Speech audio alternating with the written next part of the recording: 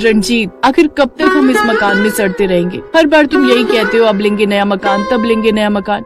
तुम जानते नहीं हो अंजलि, शहर के बीचों बीच मकान है अपना, और ऐसी प्रॉपर्टी मिलना बड़ी बात है। और बस थोड़ा पुराना ही तो हुआ है। यहाँ हर सुख सुविधा है, लेकिन अगर तुम चाहो तो मैं जंगल के बीचों बीच नया मकान बना देता हूँ। अरे आपको क्या फर्क पड़ता है? फर्क तो हमें पड़ता है ना, जो सारा दिन इस छोटे से मकान और तंग गलियों में दम घोट घोट कर जीते हैं। और क्या फायदा ऐसी सुख सुविधा का जहाँ हमारा दम घुटता हो।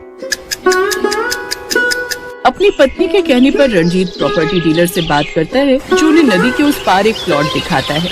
अरे ये नाज पीटा डीलर कहाँ ले आया हमें? अब क्या नदी में चप्पू चलाकर उड़ जाएंगे हम? अरे ऐसी लोकेशन ज्यादा समय तक खाली नहीं रहती, होटल वाले जल्दी से लपक लेते हैं। अरे इतनी खुली जगह पर सांस लेने में भी कितना अच्छा लगेगा आपको, रिश्तेदारों में खूब नाम हो जाएगा आपका। देखो ना रंजीत, घर के आगे नदी बह रही है। जब 2 मंजिला मकान बनाएंगे ना तो सबके यहाँ पर्सनल कमरे होंगे, और जब बालकनी में खड़े होंगे ना तो ठंडी ठंडी हवा आएगी।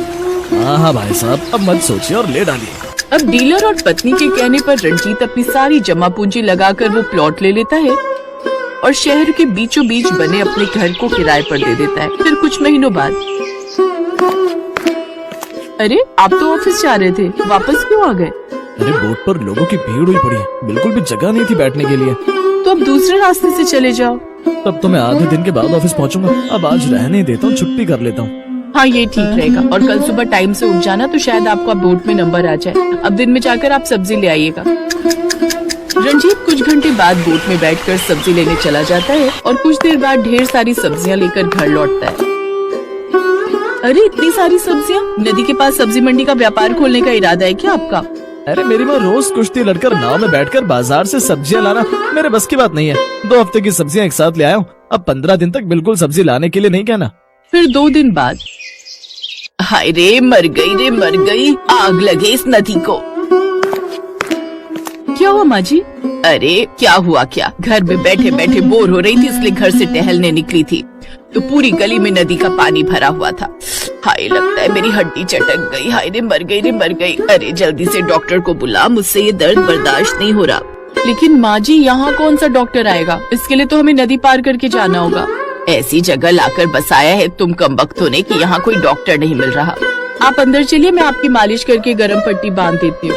रहने दे, कोई जरूरत नहीं है। ये सब जो भी हुआ है ना, सब तेरे कारण ही हुआ है। ना तो तू उस घर में सीलन की बदबू की शिकायत करती, ना तू घर छोटा है की रट लगाए रखती। माँ जी अब सारा इल्जाम मुझे अकेली पर ही क्यों डाल देती हैं? ये घर लेने का अकेला फैसला मेरा तो नहीं था ना। देख तू अब मेरा दिमाग खराब मत कर और मेरे बेटे को फोन कर, अब वही ले जाएगा मुझे। रणजीत जल्दी से घर आकर अपनी माँ को जैसे तैसे डॉक्टर के पास लेकर जाता है। ऐसे कुछ दिन बीतते हैं। अब बरसात का मौसम शुरू हो जाता है और नदी का पानी अब और भी बढ़ जाता है। अरे बेटा, ये नदी का पानी बाहर आ गया है, सब जगह कीचड़ ही कीचड़ हो गया है।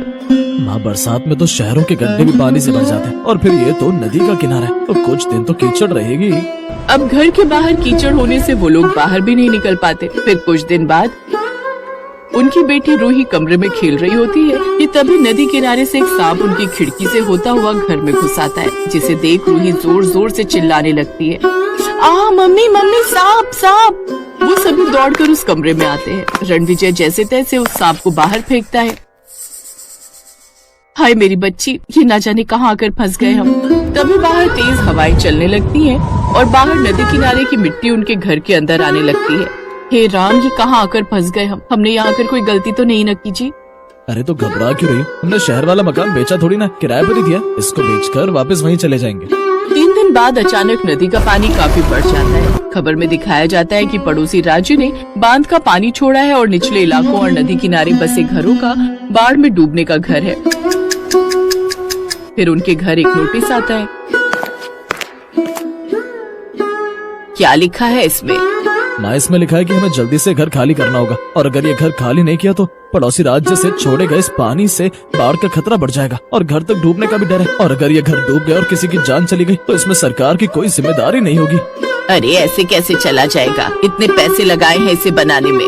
माँ अभी ये सब सोचने का वक्त नहीं है। जान रहेगी तो ही रह पाएंगे ना इस घर में। चलो हम सब अपने शहर वाले घर में ही वापस चलते हैं।